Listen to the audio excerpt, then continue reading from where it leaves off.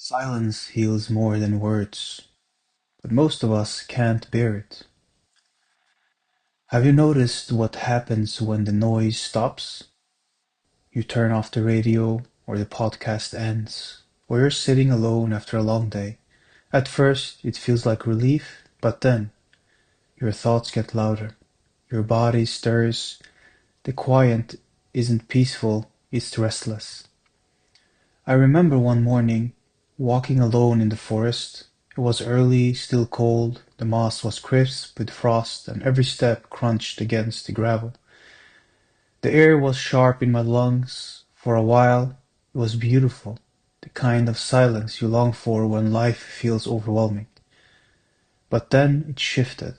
The silence pressed on me, my chest tightened, thoughts I didn't want to think began to rise. Memories I had pushed aside came rushing back, and suddenly I wanted to escape. I wanted noise. That was the moment I realized silence isn't empty.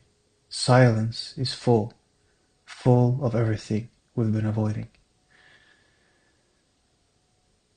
And this is why silence feels so foreign today. We live in a fire hose of noise. From the moment we wake up to the second we fall asleep, we're surrounded by sound, words, stimulation. Our phones buzz, our inboxes overflow. News headlines flash across our screens. Algorithms push endless videos, voices, notifications. More information enters your brain in a single day than your great-great-grandparents absorbed in their entire lifetime. Joanne Harry calls this an attention hijack. Stephen Porges shows how constant stimulation keeps our nervous system in survival mode. Flight, fight, freeze, all the time. And our bodies pay the price. Our shoulders tense, our jaws clench, our breath becomes shallow, our minds scatter. We live in an environment that never lets us slow down, and so when we encounter silence, it doesn't feel like rest, it feels like withdrawal. But here's the truth. Silence isn't the absence of sound. That doesn't exist. Even in the quietest place you'll hear something. The hum of the refrigerator, the wind outside, the rhythm of your own breath. Silence is not about muting the world. Silence begins when speed slows down. When your jaw finally unclenches. When your breath deepens. When your nervous system remembers safety. Think about the walk in nature. Silence there is alive. Birds calling in the distance, wind brushing through the trees, the crunch of gravel under your feet. There is a difference between man-made noise and natural sound. Noise demands, nature restores. Silence, in this sense, is not emptiness. Silence is fullness. So why do we avoid it? Because silence doesn't just soothe, silence reveals. In silence, the things we've hidden start to surface.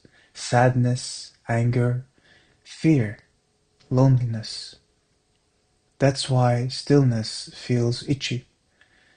Why people say, I can't meditate, I get restless.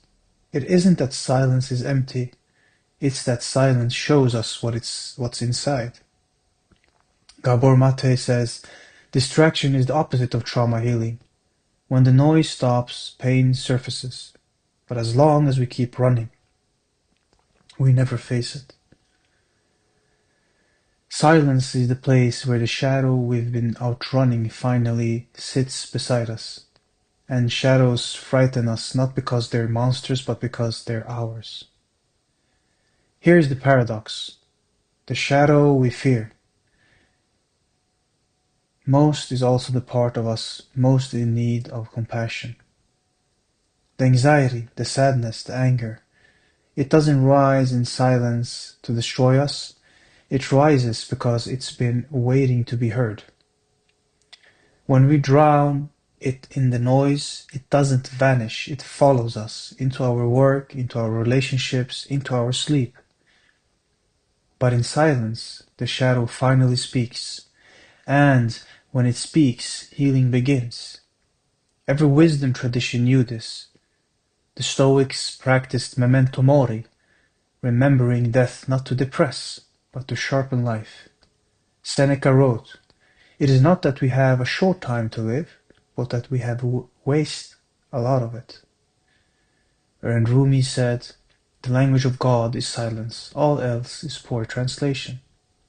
And again Meister Eckhart, "Nothing in all creation is so like God as silence." And the early Christian monks, the Desert Fathers, went into the wilderness not to escape life, but to face themselves, to let silence strip away illusions, to return to the world with hearts made clear. Silence wasn't weakness, silence was strength. Even in therapy, silence is often the first medicine. Before words, before strategies, just listening. At first, fear rises, then it softens. The wound surfaces, then it begins to heal. I've sat with clients who said, "If I stop, if I sit in silence, I will fall apart." And my response is always yes. And in that falling apart, something truer can finally emerge.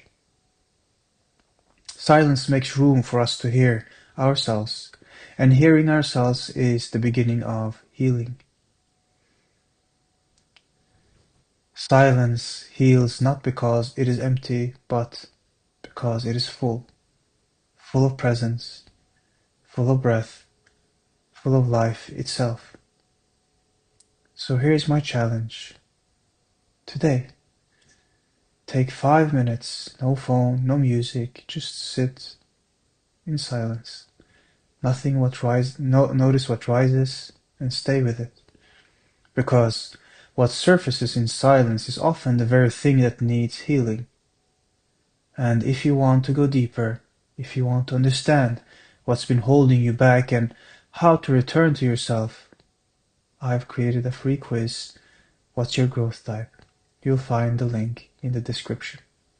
Until next time, may silence meet you and may it heal.